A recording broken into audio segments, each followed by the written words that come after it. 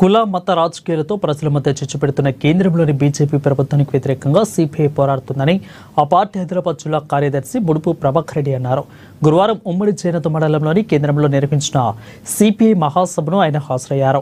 ఇక ప్రజా వ్యతిరేక పాలన కొనసాగిస్తున్న కేంద్రంలోని బీజేపీ ప్రభుత్వానికి రానున్న స్థానిక ఎన్నికలలో తగిన విధంగా బుద్ధి చెప్పాలని ఆయన పార్టీ శ్రేణులకు పిలుపునిచ్చారు. మత రాజకీయాలు దేశంలోనే చోటు లేదని ప్రజాస్వామ్యాన్ని విచ్ఛిన్నం చేసే విధంగా యోచిస్తున్న బీజేపీని ఎదుర్కొనే పార్టీ నాయకులు కార్యకర్తలు క్రియాశీలకంగా పనిచేయాలని కోరారు.